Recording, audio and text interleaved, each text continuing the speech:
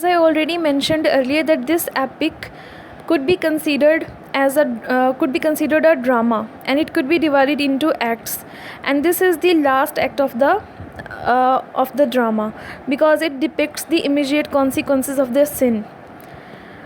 When they woke up from their sleep, they wept and felt spiritually agitated, much agitated. फिर क्या होता है कि they started accusing each other. वो एक दूसरे को ब्लेम करना शुरू कर देते हैं. अभी ब्लेम गेम शुरू हो जाती है दोनों के अंदर, जो कि ये भी एक कॉन्सिक्वेंस है उस फ्रूट को, फॉरबिडन फ्रूट को खाने का.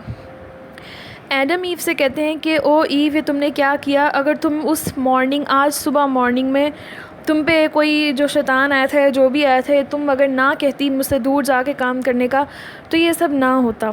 जिस पर जो ईव है उसको गुस्सा आ जाता है और वो कहती है कि ऐसा नहीं है कि अगर मैंने ये किया है तो आप ये नहीं कर सकते थे. हो सकता है कि आप अगर वहाँ होते, सैटन आपको सड्यूस करता. सरपेंट, इनको तो अभी पता भी नहीं होगा कि वो सैटन था. सरपेंट अगर आपको सड्यूस करता तो आप उससे बातों में ना आते. ऐसा आपको कैसे पता? because he spoke so well and so rationally that there is no ground of enmity between that there seems no enmity in him. ऐसा नहीं लगता था कि वो हमारा दुश्मन है. तो हो सकता है कि अगर तुम मेरी जगह होते तो तुम भी उसकी बातों में आ जाते जैसे कि मैं आ गई हूँ. और फिर उसको एक और बात करती है कि वैसे भी सुबह की बात जो कर रहे हो तुम, कि मैं ना जाती तो ये ना होता, तो तुम हेड ऑफ़ फैमिली थे. मैं तुम मुझे कमांड कर सकते थे कि मैं ना जाऊँ. तुमने मुझे जाने ही क्यों दिया? तो इसमें तुम्हारा भी उतना ही कसूर है जितना मेरा है. ये मेरा अकेले का कसूर नहीं है.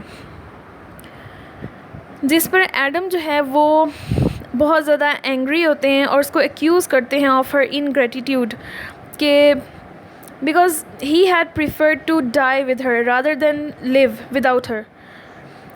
उन्होंने प्रेफर किया था कि वो अकेले जो है हेवनली ब्लिस एंजॉय करने की बजाय मरना पसंद करेंगे. और आगे से ही उनको ये कह रही हैं. और इस तरह से दोनों में जो है काफ़ी सारे आर्ग्यूमेंट्स होते रहते हैं. तो फिर वो बात होने लग जाती है उनमें कि वो कह रहे हैं मैं कुछ भी नहीं कर सकता था तुम्हें रोकने के लिए. तुम जाना चाहती थी तो इसलिए मैंने तुम्हें जाने दिया. वैसे भी गॉड ने सबको जो है वो फ्री विल दी है. तो मैंने तुम्हें फ्री विल की बात की थी कि गॉड ने इंसान को फ्री विल दी है. वो अपने रीज़न से गुड और इवल को चूज़ करता है. तो फिर इसलिए जो है तुम अपनी मर्ज़ी से गई थी. लेकिन ईव जो है वो थोड़ी ओवर कॉन्फिडेंट होती है. वो थोड़ी देर के लिए परे चली जाती है. इसमें एडम की मिस्टेक ये होती है कि वो उनको परफेक्ट वो समझते होते हैं कि ईव जो है वो परफेक्ट है, वो कोई गलती नहीं कर सकती. लेकिन उससे गलती हो गई. लेकिन इसमें गलती में पूरा हाथ एडम का भी था, क्योंकि वो भी अपना रीज़न यूज़ नहीं करते और सैटन की बातों में आ जाते हैं. और अब उनकी वजह से जो है ना सिर्फ उनको, पूरे जो ह्यूमैनिटी है उनको ये फेट जो है वो भुगतना पड़ेगा. और फिर क्या होता है कि वो दोनों लड़ने में, झगड़ने में अपना टाइम वेस्ट कर देते हैं.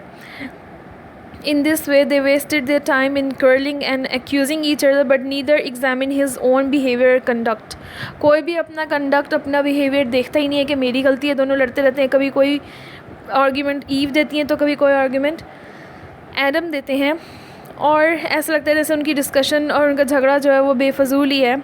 और फिर उसके साथ ही that's the end of book 9 of Milton's epic. Milton की एपिक की बुक 9 का ये एंड होता है, जो कि इन दोनों के झगड़े पे होता है. और वो भी उसी का कॉन्सिक्वेंस होता है जो उन्होंने फॉरबिडन फ्रूट खाया होता है. So students, that's the end of our paradise lost book 1 and book 9. यहाँ पे इसका ख़त्म हो गया. इसके इम्पॉर्टेंट क्वेश्चंस जो हैं कुछ मैंने करवा दिए और कुछ मैं और आपको दूँगी, उसको साथ साथ तैयार कर लीजिएगा.